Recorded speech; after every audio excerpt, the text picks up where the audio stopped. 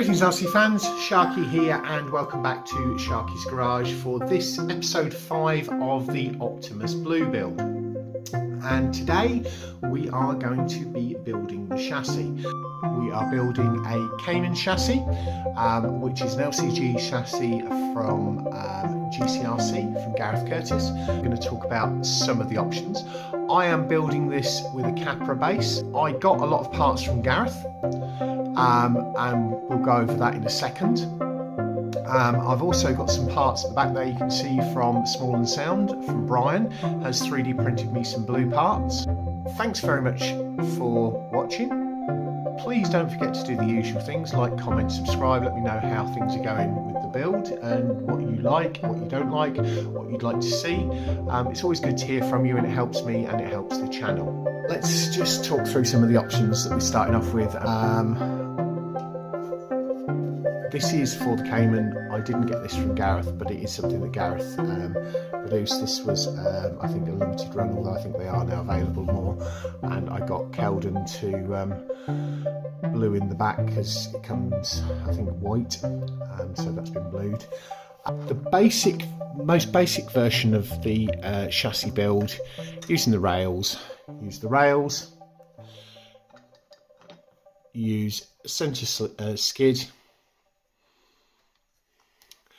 And use 4 chassis braces.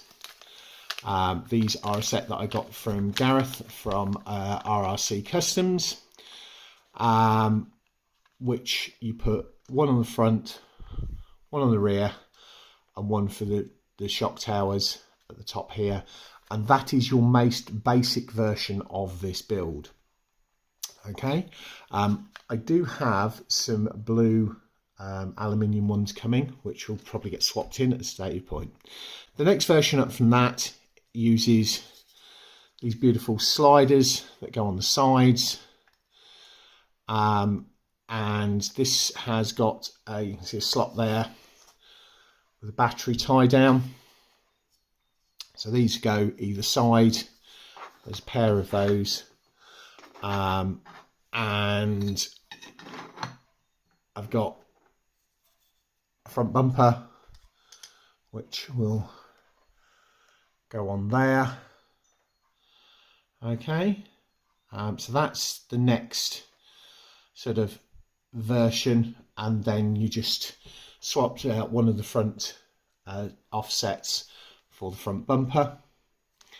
Okay, the next version up is the same as that, but you've got the rear tray. So if you're running a cab setup, then this may be the way to go, and I may still run this because I do have my body now, and I'll probably show you at the end of the video where you've literally it replaces the rear, gives you an extra attachment point there, which again can make the rear more sturdy.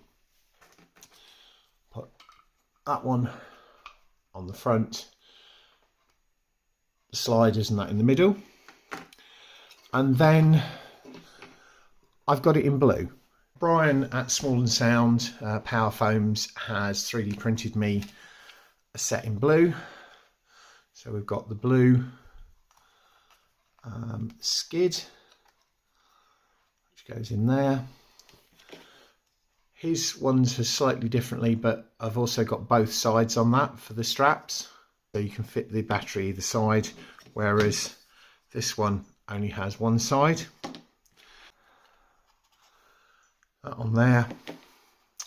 And Brian has designed a slightly different front bumper.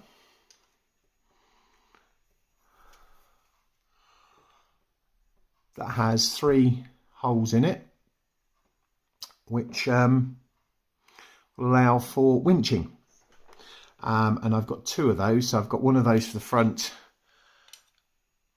and one for the rear if I don't run this. If you wanted to fit 2 winches, so you wanted a rear winch and a front winch because that's the build and the setup you want, then that is an option. He also 3D printed me some of these for mounting body posts, but they also, and this is the cool thing that I saw with Landy Kev, they slide over these. I'm not going to force it through, I just need to tolerance it. Okay, so that you can actually put a screw up and then put a screw fixing on the top. Now this is not the right dimension, I still need to find out where he got his from, but he has something similar to this where the screw goes through the body and then this screws on the top to mount it down, which I think is quite cool. So I've got Brian to print me some of those, but I need to speak to Kev. I'm not sure yet what way I'm going to build this. I'm going to speak to Gareth and we can talk through the options and stuff with him.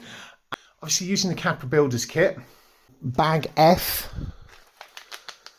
is important because in bag F1 you get these two long black ones which go into here. Now on the standard Capra it's all in this, so it's just one at the front, one at the rear. With this you need an extra one, which is why I got the silver one off Gareth, so I'll probably put the silver one in the front and the two black ones in the back. But yeah, that is one of the things, you will need an extra one of those for doing this build, because the links go into separate points as opposed to one point it has two, so you need to put one in from each side. Bag F one has got some of the screws that you will need.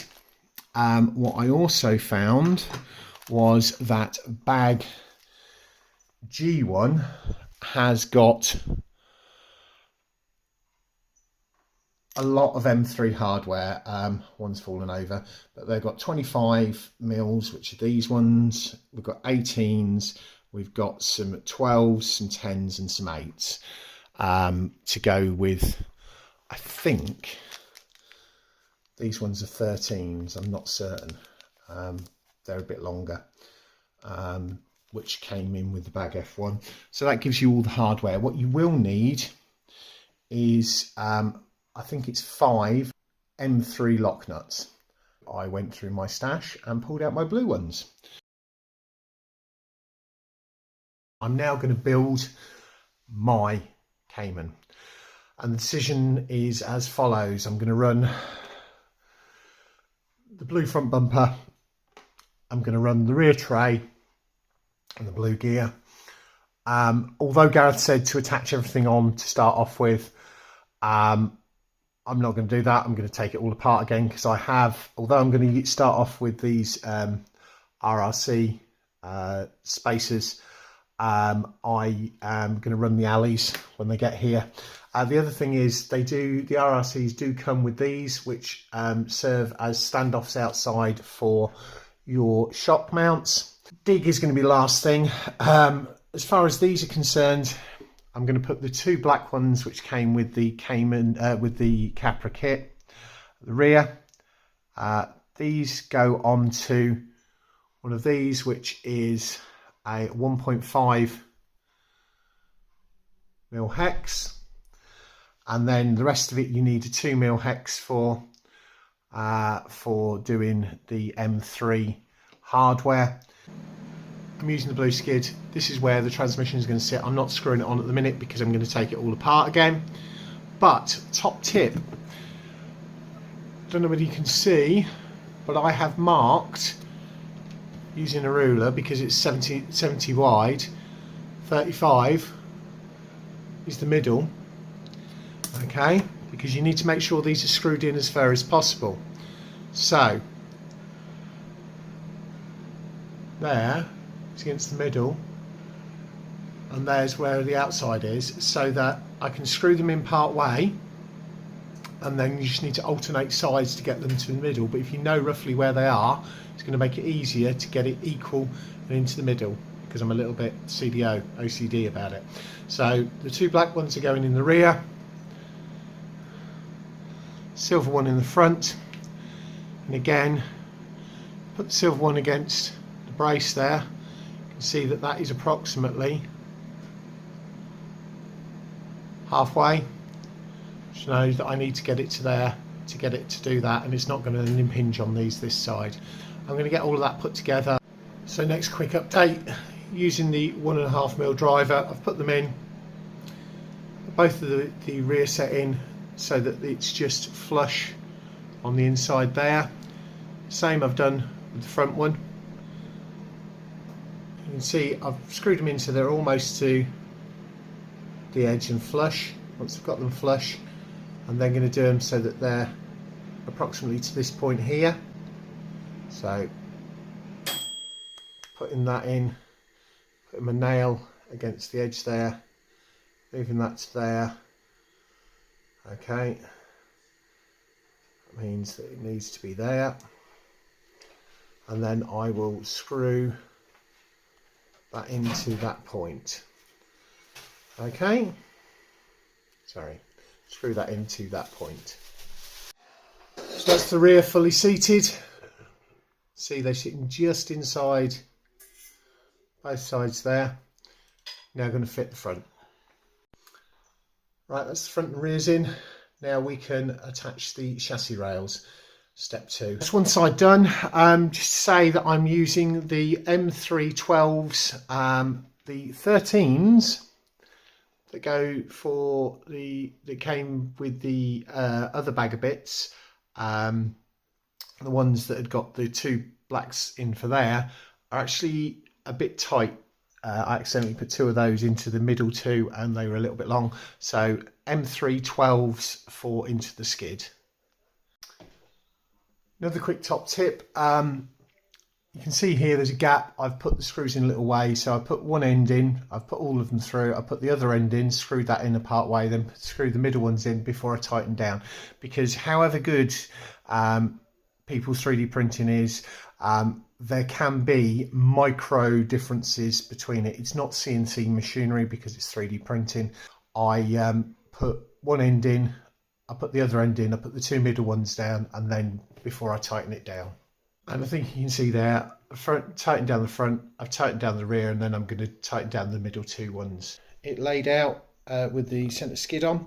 We're now going to do front bumper. I've pulled out some more M312s, and I'm going to put this in the rear and put that on before I attach the links, the lower links into the skid first. Skid on the rails with the sliders. Well, we don't do that now. We put the sliders on after we've put the other links in because of the situation with using the hole at the front down here for the better geometry. We'll do that in a minute. So we're going to put the front and rear bumpers on, and then we'll move on to doing that next bit. So that's the front bumper and the rear tray attached. Next is attaching the links. Bear in mind that with this on, the motor this side, this link you need to put it through with the nut on the outside to give you an extra little bit of clearance around the full length Fusion motor, because I'm running a original Fusion as opposed to the Fusion Pro, so it just gives you that little bit of extra clearance. Right, I don't know how well you can see, but that lock nut is not going to fully seat into this lock washer. Okay, so I'm going to switch the 13s up to 18s. So the 13s came out of one of the bags, the 18s came out of the other. There's a load of the 18s in the other bag. So that's the front and rear on. So we now have on the next thing. I mean, we have got the skids to go on. Now, the skids, the ones that are printed and the one that I got from Gareth, they have got, you can see there's multiple holes, but actually it's only the front 3 of those that are there. And because of that there, I suggest we might, yeah, it should sit tolerance wise there. Put the front one on, then take these 2 out, and then put that in, which will be one of the jobs I'll do in a minute. Then you keep in 3 in, put that one through there and in, and then twist it up, or take these 2 out, twist it up, and then put those 2 in, is how I'll do that.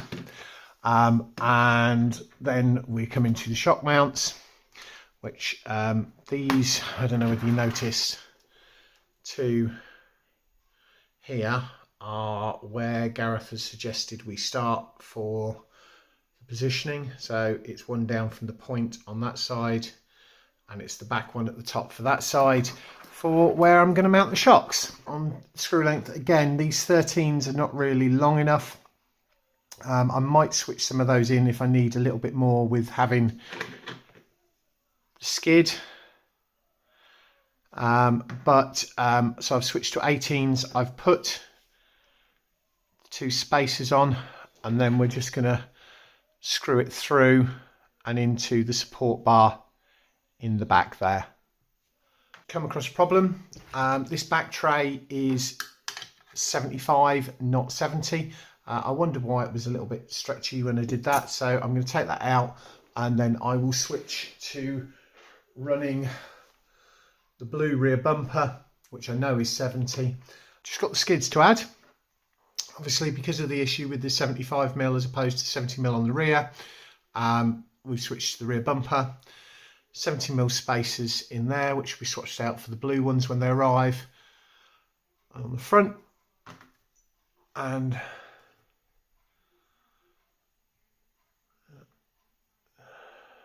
just need to look at those shocks again. The rear is okay. I think we might need to go stronger shocks on the front, stronger springs on the front. It may be that this one might need a rebuild, because there's one of them that's just a little bit slower. So next thing is to put the skids on, and then we are done. Just doing the skids. So I've got the front screw in. You see it sits there nicely. I'm just going to take these 2 out and put that side on, and these 2 out and take that side on. So it keeps it all lined up and in place. If you do those front ones first, they'll sit there, and then you can lift them up and in place and screw the final 2 in. That's it. I've finally got it together. All done. So front end this end, rear end this end. I think we need to look at those shocks, Sean. Sean, I think we need to look at these shocks.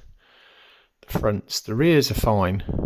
The fronts, I think we're going to have to go up to a set of mediums.